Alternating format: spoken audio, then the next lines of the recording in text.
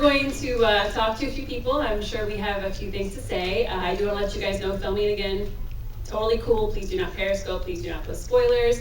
And Disney wanted me to let you know they are also filming it professionally. So members of the press, you'll have access to this later. But let me stop talking. Let's bring out Dave Filoni and Simon Kinberg.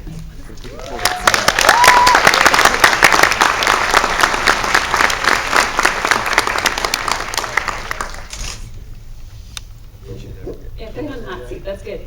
Yes.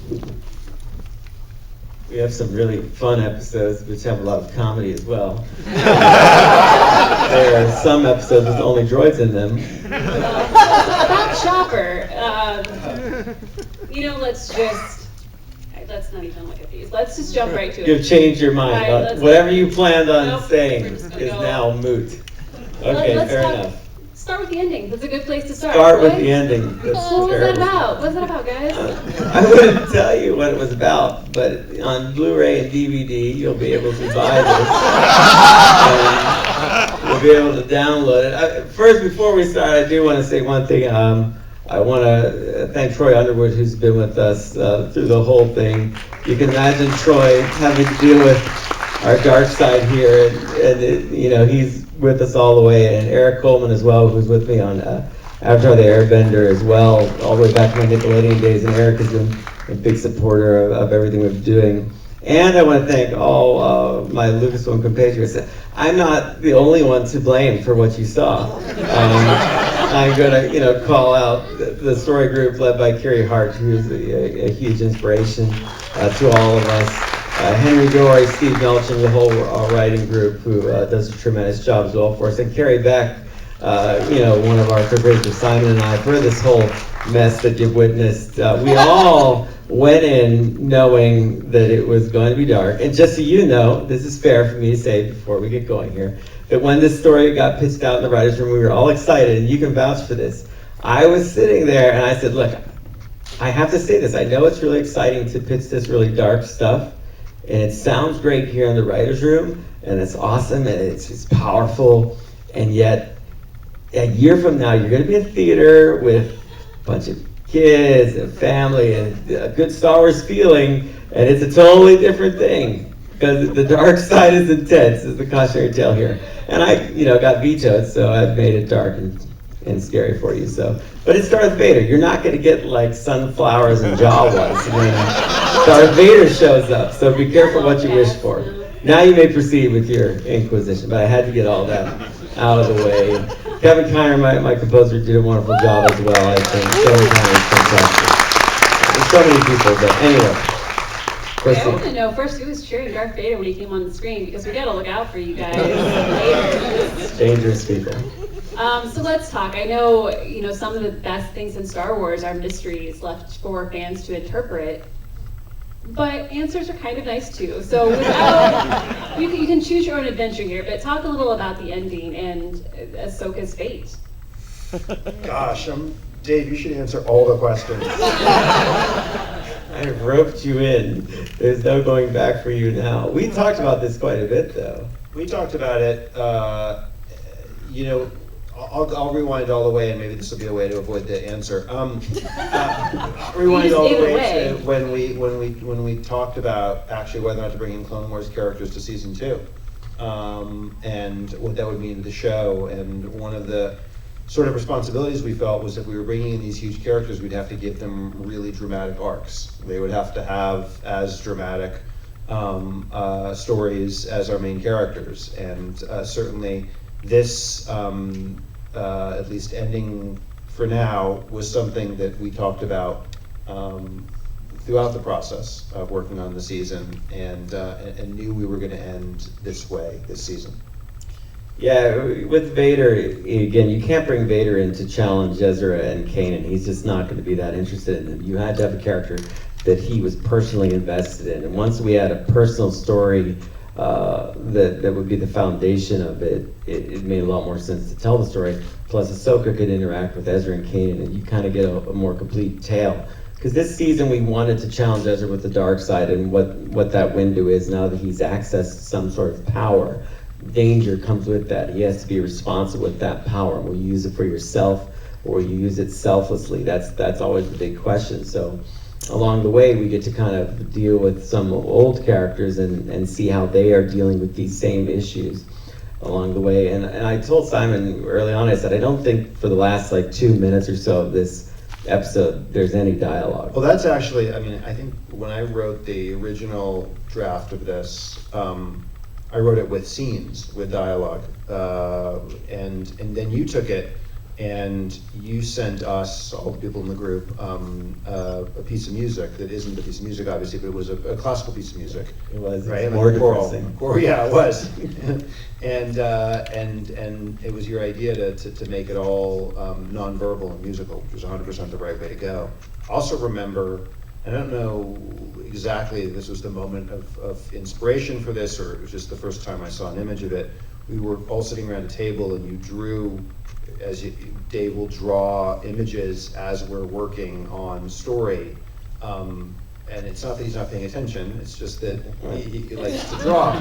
And you drew an image of Vader's split mask, or helmet, which was, I thought, like one of the most compelling images I've ever seen in all of Star Wars. And it ended up in the show. But I do remember when you were actually just doodled it during a meeting. Well, because one of the images paramount to this story, and all the versions of Ahsoka fighting Darth Vader that I've had over the years, and I've thought about it for a long time, is the image of her literally leaping up onto his, chest there, because the scale always intrigued me, that she's small and he's this, monolith, and that she could just be poised up there and with her two sabers knock one away and then strike at the helmet. That was always something that lasted year after year after year. And sometimes she died, and sometimes she didn't die after that course of events. So, but that, and I was telling Kiri and Simon about it, and I said, I said this image, and Kiri's like, well, let's do it. And I was like, wow, just that easily, let's just do it. So, and then there it was, and I thought it turned out pretty good. Well, like the moment. And speaking of the dead or alive, if she were to check a box. I think that right now what's important is it's really a moment for you as a fan, and for me to see more of what you're made of. Like, how strong is your faith? What do you believe? What did you see there in the final moments? Because I know what happened for sure. And I think that it would be just cruel and rob you of your own independence if I said blah, blah, blah, blah, blah. It's like I didn't put an image of Vader like dragging her head along at the end. That'd be horrible. That would be like, I couldn't even get off this lot if that happened. And yet I didn't have a loth cat come up and purr at her ankle as she picked it up and said, close one. So neither of those is an acceptable outcome. So I just kind of picked some really, for once, you'll say for once because I never answer your questions, but nebulous with complete certainty as to what happened in my own mind. And now at conventions I'll be plagued with what people Till the think, end of time. which is fine. I can deal with that because interest is good, because it means we keep making show. So that's fine. That's positive. Okay. Fair enough. I want to come back to Ahsoka and Ezra, but I want to ask you guys about Darth Maul. He had such an interesting, almost Yoda-like approach to how he lured everybody in. Can you talk about developing his role in this episode? It was, again, something that we talked about pretty early on, and how we all wanted to bring him in a real way, and in this sort of finale arc. And one of the debates was when we revealed his face. I remember also initially when we first started talking about it, it was immediate that you saw it was him. And I remember it was your idea, or Kiri's idea, or Henry's idea. Do you remember whose idea? Somebody's idea. It wasn't mine. That you actually keep him cloaked, and that Ezra and the audience come to actually trust him, so that when you reveal him, it's actually a surprise and to the audience, and that Ezra and Kanan can have this debate about this guy because you've come to accept that he's an ally, and in many ways he is an ally, right? Like there are certain things that they're opposed to the same enemy. But at any rate, yeah, we wanted to make him feel like he could potentially be a master. in the episode. Well, cloth is a pain in the butt for us. Technically, we have a very limited amount of cloth sim that we can do. And when you have Vader, cloth is an absolute. He has a lot of cape, sure. His cape is simmed, and Maul's hood is kind of pinned more on the rig. So that defines a lot. Like, I would love to do a lot of flowing clothes and arcing cloth, but we just can't do it. So we have to design the characters design team to kind of fit the story we're telling and still be believable. But if you remember, there was a really, really ultra fan, uber nerdy beginning to this story arc, which was Ahsoka wasn't even in it, and we were trying to devise. You and I were very hot on this idea that we were going to do an episode from Vader's point of view, and he was hunting people, and you would think it was a crew of the Ghost, and only at the last moment would it be revealed that he was actually hunting Darth Maul. And then you and I were like, it'd be Vader versus Maul. And it was like, yeah, that would be great. And then, but then it was so just like self-serving, like roll of 20 stuff that we just couldn't. And the Like, Ahsoka story. You made that so much nerdy, right? Yeah, it just became so much more compelling to say, but if it's Ahsoka, and then slowly but surely dwindle away. And then I had a follow-up meeting with you after the first version of the script that I read it. And remember, I was telling you, gosh, we have to eliminate this person, eliminate this person, blind Kanan, like all this stuff. And I'm like, each one of these things is going to take so much time. And I was like, I need everybody out by Act 3. Everybody out of the pool. Well, I can only have Vader and Ahsoka to deal with to even resolve that, because it's only like a 7-minute act. So any prolonged lightsaber fight, all of that gets apportioned, like how much time I have to tell the story in 42 minutes. In a longer format, all those beats would be stretched out longer, you can imagine. But yeah, it was one of the interesting panic moments of there's too much story in this short little time. Yeah, that could have been a 2-hour finale. Yeah, easily. So let's bring out a couple more faces. Come on out, Ashley Eckstein and Taylor Gray.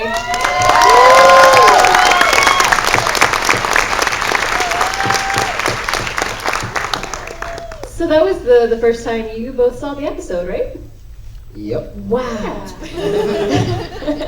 How amazing was that?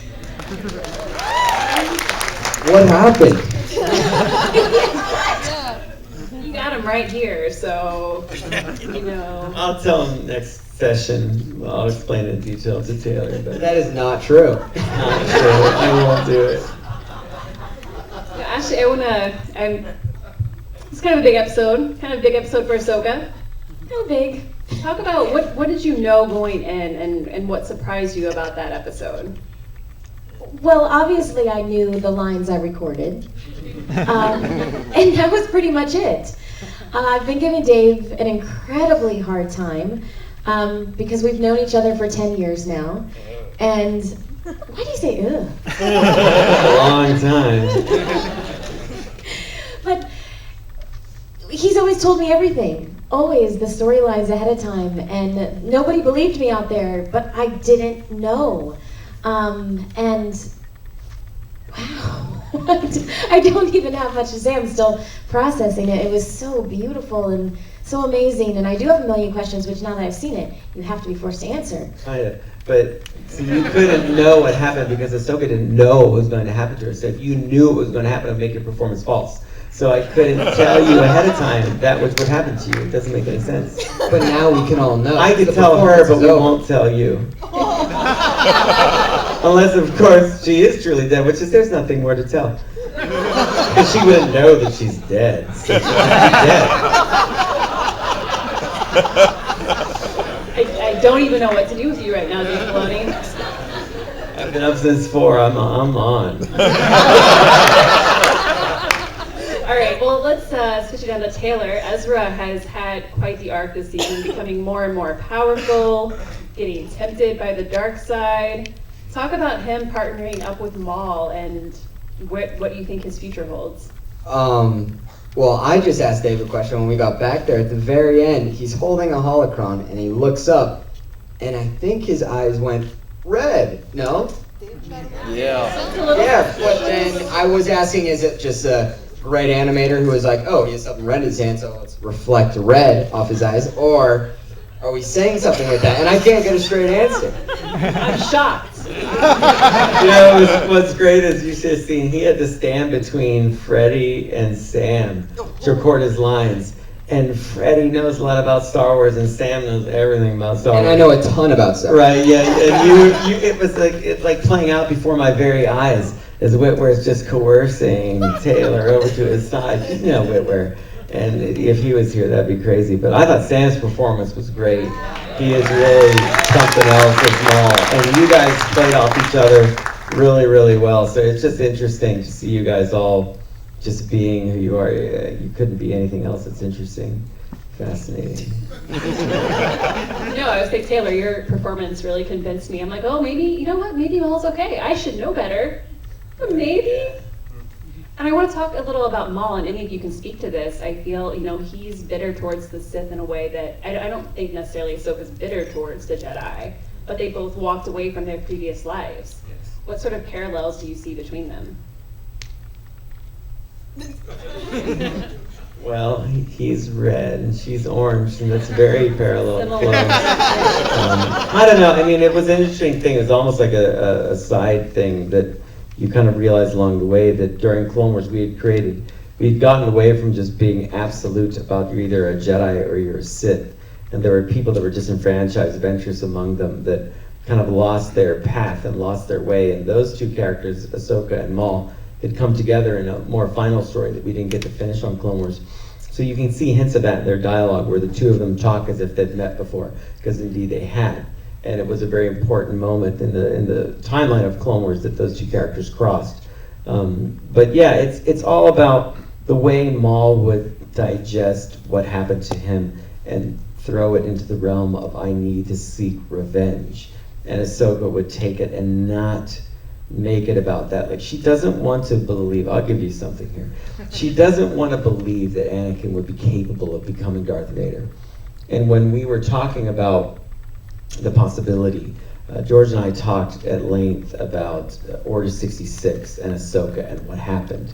And we had it all figured out. And one of the biggest things, one of the key elements is that her whole life, once she's trained by Anakin, when she's at peace and calm and looks into the Force, she can sense the presence of her friend.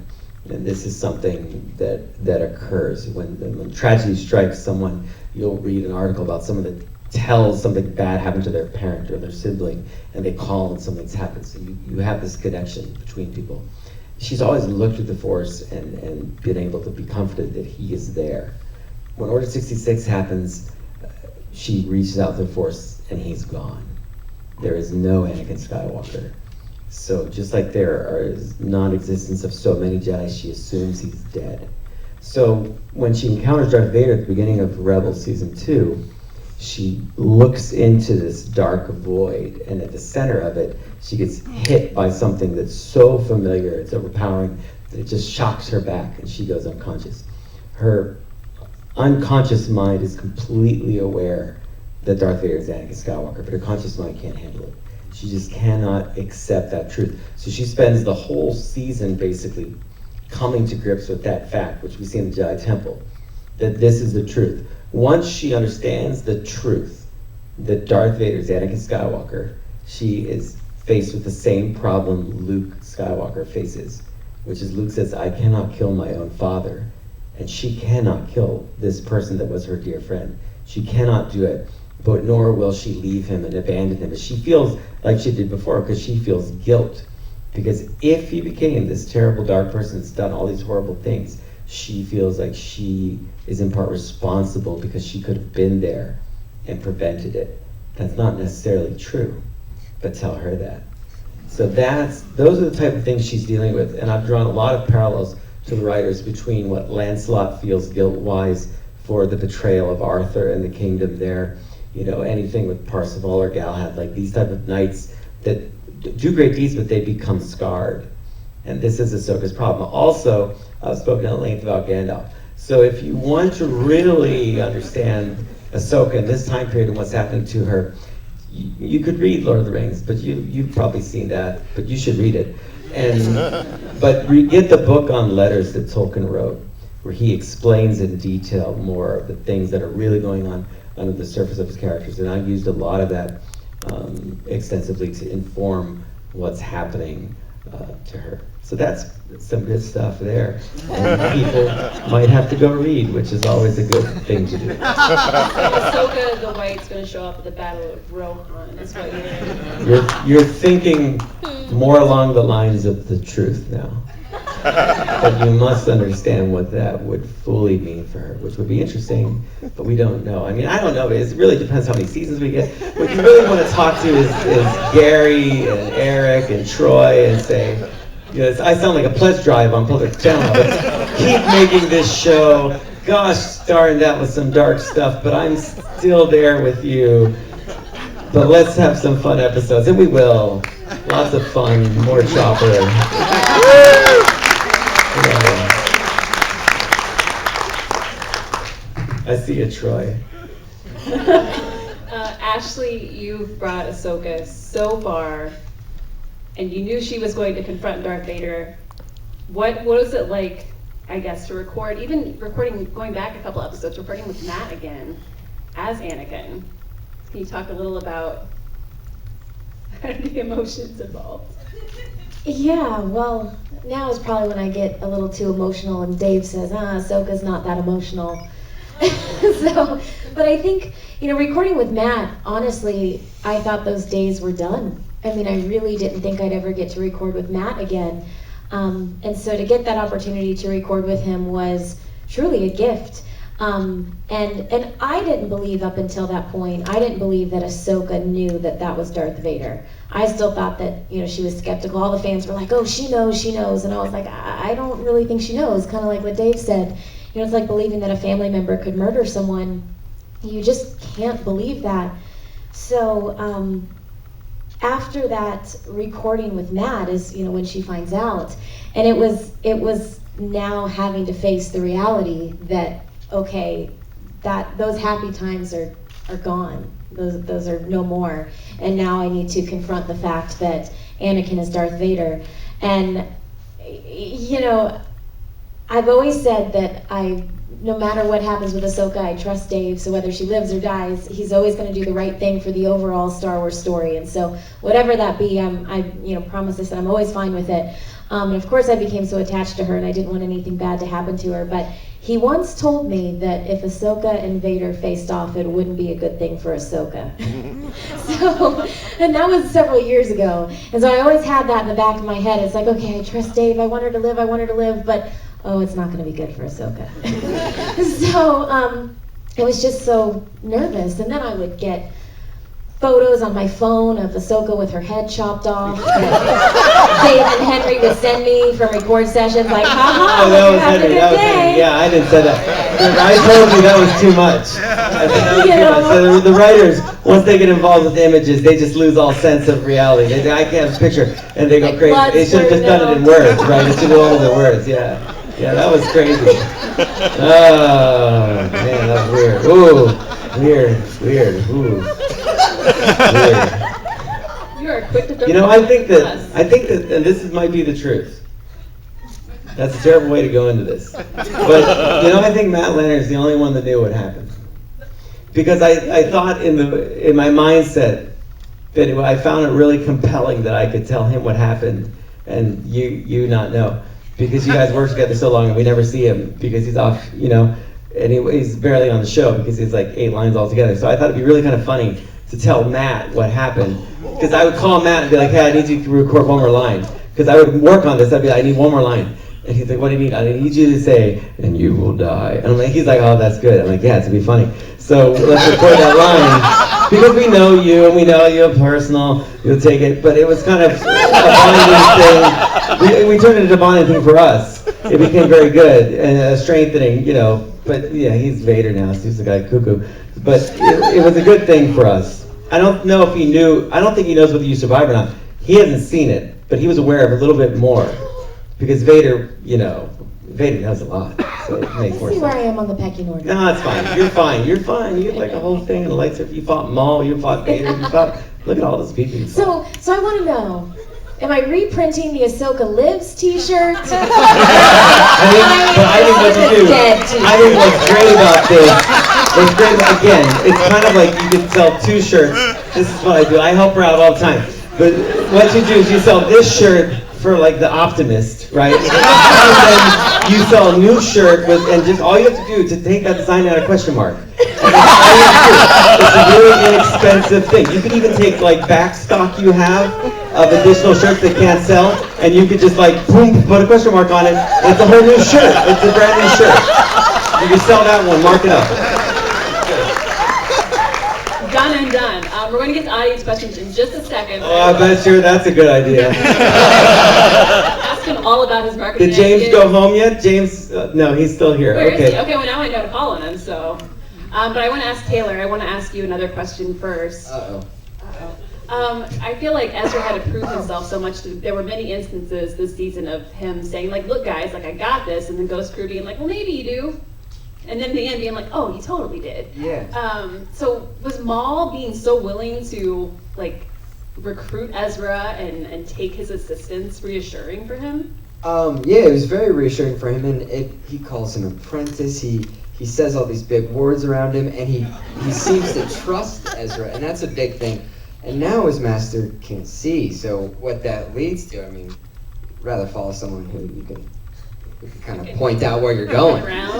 But no, that's me looking stuff up. Dave's not happy about that. No, I think it's big, and what happens is he has a lot more responsibility. I'm gonna stop there. You're doing great. Just keep going. It's fine. Yeah, it was very reassuring. Good answer. All right, let's turn to the audience. Gentleman in the red shirt right there, they'll bring a microphone to you. Thank you all for coming. This was spectacular. You all truly make up Star Wars, so thank you. Actually, the good news is it sounds like, you know, you might be dead, but you still might come back somehow as like a wizard or something. Dave, you have nothing to apologize for. Frankly, I don't think you killed enough people tonight. Wow. Wow. Security? He was one of the guys cheering for Vader, I can tell. Yeah, I can tell. Yeah. My question is, the Grand Inquisitor, when we saw the vision of him in the Jedi Temple, will we learn more about this character possibly having been a Jedi or possibly a Sentinel, or was this perhaps the Temple playing tricks on our minds? Thank you.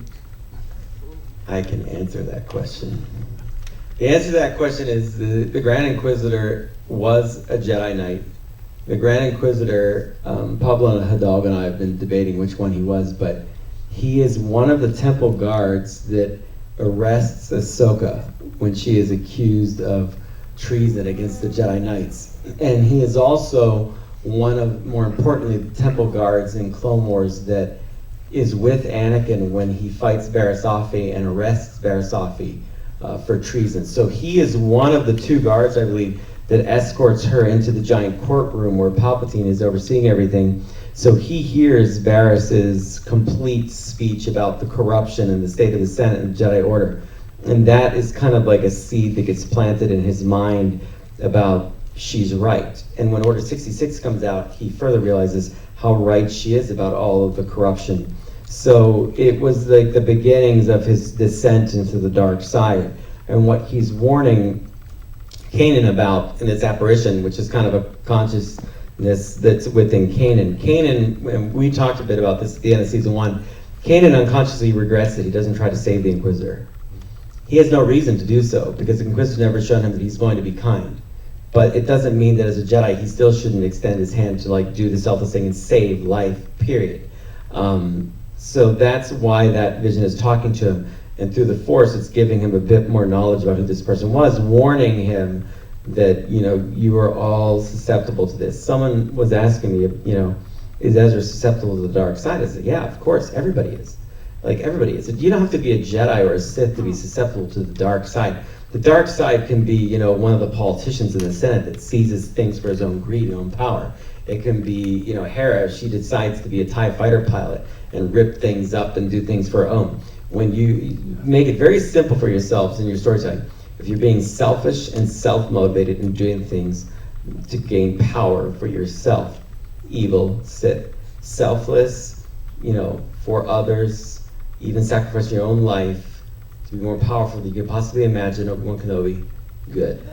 The Jedi in the Clone War, unfortunately, are far too to the center, and that's why they fail, and that's why they lose. So there's that full-on answer for you. We got one.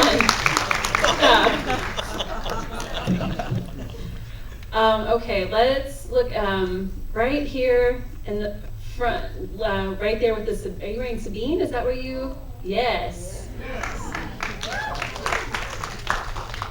Okay, so the third Inquisitor, I was really curious about what kind of species he was. Since they never. I can answer this too. I love this. You love when I have to answer the question. Circle gets a square. Boy, you're going back if you get, you're with me on that joke. What I believe that species is, and this is a deep cut, look in your character encyclopedia, he is a Turellian Django jumper, which isn't, I know, it's a real thing, trust me. I'm not even making that up. I remember because I'm like, that is a weird name, George. But she was featured, I think, like Cassie Cryer or Ione Mercy, I think Cassie Cryer from the Clone Wars was this little pair of thieves, and they stole Ahsoka's lightsaber, and he is the same as that. They're acrobatic and can jump on all kinds of things. You see the weird toes and hands, and so I believe that's what he is. Maybe, I never asked him. Let's say it is. Right there on the right in the gray hoodie. Hello. I have two quick questions. First off, we saw a cross-card lightsaber there. Can you talk? Is that a Jedi's lightsaber? Or is that a Sith lightsaber? And the other question is, this episode seemed a little bit influenced by Indiana Jones. There's an artifact. There's a temple. Can you talk a little bit about that as well? The Indiana Jones one I'll take, I guess. It's easier. Less controversial. I'll let you handle the controversial ones because you have an amazing way of actually deflecting and yet making it feel like you gave the answer. Because it's amusing. Raiders is a I think for a lot of us the second or third favorite thing we had growing up after Star Wars, and it was something that we talked about when we were developing it, and imagery that we would reference. So yeah, it was very much a conscious referent for us, and an opportunity we thought for the first time in the show to do a slightly different genre in a way. So yeah, it was there on purpose. The crossguard thing was just really, it's a very big challenge to make Star Wars on any level. And the pressure that the episode 17 had faced to try to bring that to life, I thought was huge. I thought that JJ and his team really did a great job. And I thought, I really liked where they were their most daring with things like BB-8 and the crossguard saber, because we hadn't seen that before. And I love Star Wars I haven't seen before, because I always like to point out to my design team, like, I didn't know there were walkers on snow until I saw them. I didn't know there was a city in the clouds until I saw it. Empire Strikes Back did not try to just be A New Hope, and neither did Return of the Jedi. So I loved those elements in those movies that, that they did. They came up with this lightsaber that caused this big stir among fandom, and it's always great when something does that. And Kylo Ren was really fascinating to me because he seemed to be a student of history, especially Sith history and Jedi history. And I asked Kiri Hart if I could put a crossguard saber among the artifacts in the ruins of this temple. And she went to Kathy and asked, and I said, I really just want to put it in for one shot as a nod to those guys for the tremendous achievement that they were making in this kind of unique saber, and that thousands of years ago there was some other Jedis that had it. So it absolutely was Jedi, because I have seen double-bladed sabers that are Jedi and double-bladed sabers that are Sith, and I don't think there's many things that one of the groups invented that the other didn't try. And I think it's a certain type of discipline and trying to figure out why you would use that saber and why it was abandoned. All types of swords have been developed over history and abandoned for different reasons and techniques. And then I was, we put it in the trailer, and they were like, oh, you put this in the trailer, they're gonna think Ezra uses that. I'm like, it's not my fault. I can't help that. I'll give you another strange reference point that I used. This is how my mind works. It's very whatever, but I was telling Gilroy, I was like breaking down this episode visually in the second half of it. And I was trying to say, how are we going to figure out how each of these things plays out structurally? For me, I need a beat here and a beat here and beat here as each thing escalates, because it's a lot of things to juggle. And the diagram, I would do a lot of visual diagrams for the team to follow when we're storyboarding and everything. The diagram I drew them was actually Donkey Kong. Because I was like, we have a pyramid shape which has levels, and they go up, it really has to work on that simple of a level, because there's so many moving parts. What I'm getting at is your audience has to track it visually. And if you can't give them something to grab onto that makes sense very clearly, they'll get lost in the geography. A lot of movies you probably go and see on the weekend, you enjoy a lot less because you just can't tell where the heck people are. And where they are in relation to one another defines a lot of times the tension you have in a scene. And the tension is everything. So you think of Luke in the trench. He is in a trench, and he's going to hit that mark. And when he's driving towards that to me is always the best Star Wars movie, because everything is coming to that one point. Everything is driving towards that, and you know exactly how it's going to work. You know exactly how it's going to fail. And right when it looks like it's going to fail, a voice of a person you thought was just dead goes, "Use the Force." And you're like, "Oh my gosh!" And everybody jumps up like, "This is going to work!" If you do that, and we are chasing that moment in Star Wars, trying to we want to get you to that point. And so I use these type of little visual cues in Donkey Kong. So there you go. Let's talk a minute actually about that Sith temple, because I believe that's maybe the most amount of time we've spent exploring, and certainly the inner structure. Can you tell me what influenced the design and the look of the temple? I was obsessed with light. The light and the dark had to be in everything about this episode. So there's a couple things. And I was diagramming. I was sending you drawings. I was doing all these drawings and sending to Tom. Check this out. I'm drawing this, and maybe you put something here. And I like to see what he comes back with. And then I'll draw. Oh, that's cool. And I'll draw something off that. And I try to do that for the writers when I can, just to give them images to feed off of. But I wanted this kind of like Dante's Inferno kind of concept, where there's like the sky, right, which is the light, and as heaven they descend to the clouds, and they reach like a plane of glass where you see their inverted reflections in it, and you don't realize that is hollow. And when you crack that, you fall through. And then I was really interested in this idea that what became the light sky became darkness and stars, but it's actually beyond. It's like that old way that the Greeks looked at the sky and thought there were pinholes in the sky, in the night sky. So I wanted to play those kind of ideas, and then we'd get these kind of pillars of light. So that is the combative level, where light and dark are kind of intertwined and in conflict. And then when you go below that, you get into the underworld. You kind of get into the world of the dead, and Maul, for all intents and purposes, is dead. So he's kind of the walking dead underneath the earth there until he can be lifted up. And what lifts him up is youth and hope and opportunity, and that carries him up the staircase. So that a little bit too, you see them going up, and then the other stuff going down, which is a little bit of a clue for what's happening at the end. But I don't like to do a lot of those type of puzzles. I don't like to do things that are really abstract all the time. But this was an episode where it could be abstract, because the explanation of everything is in the coding of every scene. Every environment is intentional with this. Ezra's in a pillar of light when he needs Maul. To join Maul and help him, he has to leave it. And none of that is arbitrary. I tell my storyboard artists, absolutely nothing we do is arbitrary. We are controlling every frame, every moment has to be designed. And so the team does a great job at thinking on that level. And for Kevin too, once he can see those images and the interplay of light and dark, it's going to affect how he writes the music. And we would have a whole session just on the music and the sound design of that temple, which is really brooding. So we would know when we needed music to reinforce, and when we needed to just be empty and put you really in that place. So one place you can use that, I'll give you two examples quick because I know we're short on time. When the female Inquisitor dies, you go from an intense moment of music to absolute nothing in reality. So when it hits her, it hits you with impact because there's no music.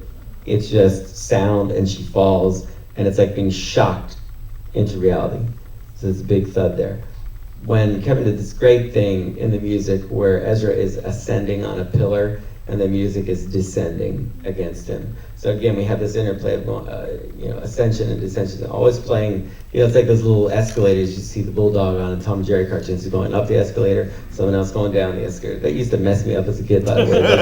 Remember those weird episodes of the bulldog would like go to hell, and you're like, what is this? Like, this is terrifying.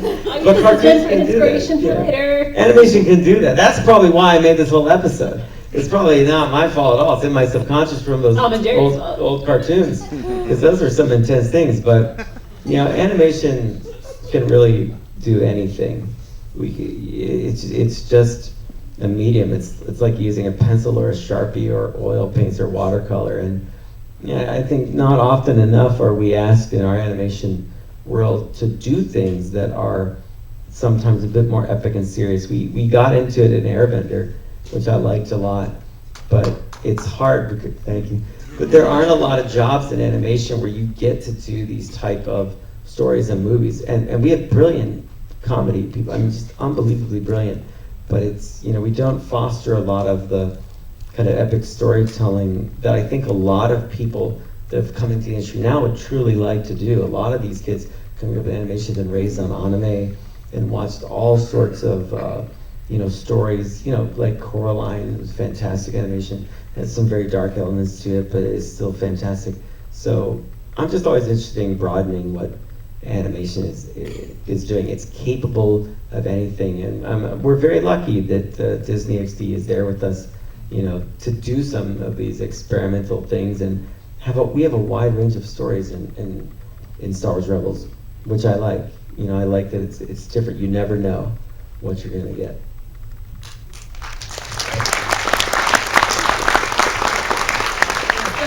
The audience, there in the middle, I think you're wearing red. I think your names might be James also. Oh, Clancy. Clancy, help me. Hi, James. Hello, Dave. How are you? So, when I heard Malcor 5 specifically, I thought, oh my god, Starforge, oh my god, Revan, oh my god, Malik, oh my god, non-canonical material. So, does this mean we'll get to see non-canonical material in Star Wars Rebels? Thrawn, please? Who? What did you say? Please, Thrawn. Thrawn. Yes. Thrawn. That blue guy. Right? Well, James, I never know. I'll tell you this. I work the same way with Rebels that I worked on Clone Wars, which is the world of the expanded universe is there for us. There's some fantastic ideas in there, and we mine it all the time. I think it's important because a lot of people put a lot of work into those stories. A lot of fans love those stories, and I respect that greatly. The Imperial aircraft carrier that the Rebels stole is actually something out of West End Games. Doug Chang had done a design of it, so we used that. I like using stuff that's there. I don't think we always need to invent something new. So over the years working with everyone, I would always say, well, do we have anything like that in Star Wars? Because what a thrill for somebody if it turns up on screen. So, but wouldn't it be extraordinary, James? It would be the most outlandish thing to tell you today. As you ask me if it's wrong going to be on the show, and I'm like gonna tell you, like I would tell you after everything else. Like I know what you're playing at, my friend, because you mind tricked me. But it's like you think that I'm distracted with Vader and Ahsoka and all this other, stuff that's crazy and mythical, and you're like, hey, is Thrawn in the show? Like almost like it's a throwaway. But no, I might be an abstinence 4, but I'm still more awake when you're around. I'm not gonna tell you that. I wouldn't tell you that if it was true, and I wouldn't tell you that just to make you hope it would happen. Even if I knew it wasn't going to happen, I would let that linger. I would find ways to send you signals that it's going to happen, and it's not going to happen. Like just to make it happen. I would wear red contacts in a Rebels recon just to mess with you and say it's like Thrawn's eyes. And I'd be like, what are you talking about? I had pink eye. You're crazy, James. And I would just manipulate this thing to the fullest extent because, that's just what I would do. It's like a hobby. I find it fun. You can sympathize with Gilroy because he gets this stuff all the time, him and Melching. it's a fun hobby, and it's part of being a director. So there's no way I'm going to answer that question. The only other thing I almost did today, and I'm going to tell you, because you'll find the humor in this. You won't, but I totally was going to wear the shirt that said, relax, cause Rex lives. And I thought that would be really ironic, because it's like saying, well, admitting Rex lives, I'm not saying anything about you. So, and it's very true, Rex lives. Rex is still alive, Rex is still kicking. I look at my friend. The one thing I have toyed with, and we'll see how you feel about this. This is probably a spoiler, Carrie Beck, but I gotta give him something. I've said absolutely nothing today, and my wife's like, yeah, it's just like being at home. But I think the one thing I have really thought about is, I really do think that Rex is that guy on Endor. I really do. Why else is there a bearded old guy on Endor, Tano? Why? It makes no sense. If you don't want that to happen, do you know what that means? I'm gonna make that happen. I'm getting like Palpatine, I'm getting power crazy. Getting bumped to the dark side is what you're saying. Not really, I don't think so. But when you do, you never think you do. Honestly, I've been watching too much Golden Girls. That explains a lot. We have time for one more quick question. Let's go over here in the, look right here.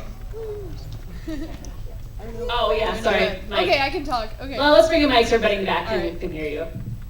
We don't want them to miss the question that we're not going to answer. I don't know. I think you might answer this one. Sarah from Skywalking Through Neverland and Fangirls Going Rogue. And I just wanted to ask you, Dave Filoni, you had mentioned that Kevin Kiner, you had some classical piece of music in mind for this episode, the end of the episode, and I wanted to know what that was, and I just love hearing about the music. I don't know, Kevin. I don't think we should reveal our sources. I do remember, of course. I'm looking at Kevin, and Kevin's like, You know, we do temp a lot of the episodes, you know, and sometimes we get close to that, and sometimes we don't. Usually, you know, I always tell the episode directors, don't fall in love with the temp. The temp music is just to give you a feeling or an idea. So what I'll do with a piece of music is I'll give it to everybody and say, this is the feeling that I want.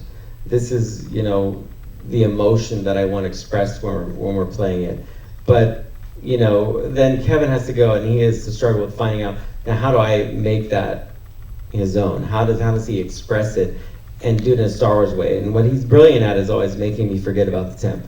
And I just become obsessed with the music that he's created. And it's individual and unique in its own right. So, you know, it's a real skill. We did kind of do a Philip Glass thing at one point during the season, which was really fantastic. Something my dad he's a big opera person.